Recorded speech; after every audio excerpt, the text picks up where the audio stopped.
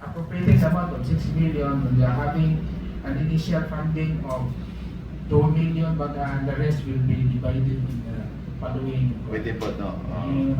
Para ma-reflect and get. Yeah. Pwede mag-comment? Katong last nga statement ni Sarino mo, ito isulti pag committee-meeting na mo, aling ordinance ha? Okay. So, ang ato lang ibutang is ka na, pero ang starting niya is 2 million. Then it divide lang. The initial funding will be 2 million. Okay. Pwede And mag-comment? then next funding 4, then 6. Yes, okay. Yeah, comment, Honorable Rodriguez. Yeah, aside from the, kasi I checked on the number of bites during one of our committee meetings when someone from health came. And it was alarmingly high. Alarmingly, like daily, marami. Instead of us allocating money for animal bite, why don't we also give a budget to finally catch the dogs? It's cheaper than the animal bite. Kasi there are two types of vaccines. There is the 2,000 peso vaccine and there is the 9,000 peso vaccine. If I'm very sure that this money is for the 2,000 peso vaccine, because if the doctor says this vaccine will not work for you, that person has no choice but to go to a hospital and get the 9,000 peso vaccine.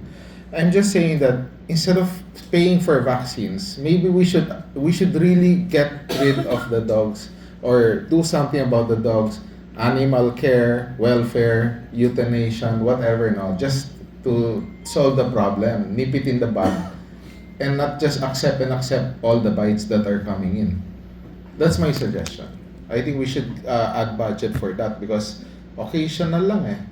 The occasional lang yung may if not all of you don't know this, but when I ran for councilor, my very first advocacy was the bites. I talked to BARC, I talked to several groups, no? And yan nga yung problema nila because during pandemic, they stopped catching dogs during pandemic. So, padami ng padami yung stray dogs. And then, eventually, nagre-reduce. I was very happy when Kagawad Alcala said, Councilor Alcala said na, we caught something like 400 dogs last year, di ba? Last year, Ben? I was quite happy, pero unfortunately, I don't know if it's still ongoing. Di ba? Para occasional lang eh. We have to have something monthly. Not lang monthly. Every single day dapat may nanghuhuli. So can we, I think we have a separate discussion on this with the MAU. Yeah. Because they are the ones implementing the MAU in the barangay, especially the Balang. Yeah, tsaka a dog a day is 365 dogs a year. Yes, yes. Di ba? That's a lot of dogs in 3 years. 1,000 dogs.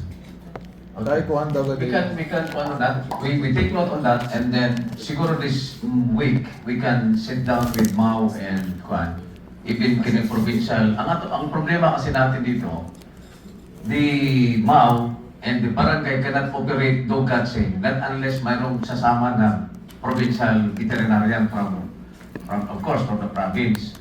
Tapos ang availability ng mga doktor sa province hindi ganoon every day or every day sila na available. I have one comment about that, if you don't mind. Yeah.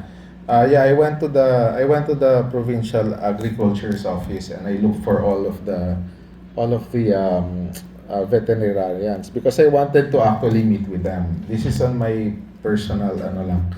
And they told me that they only have one veterinarian. They actually have two more, but their work is not as doctors. Their work is administration. Within the administration, they do not do any medical work because they're also lacking personnel.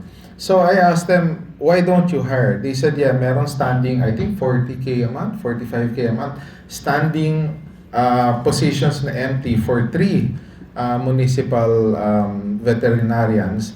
And according to them, whatever offer they give, they always increase the level of the sweldo every so on and so forth.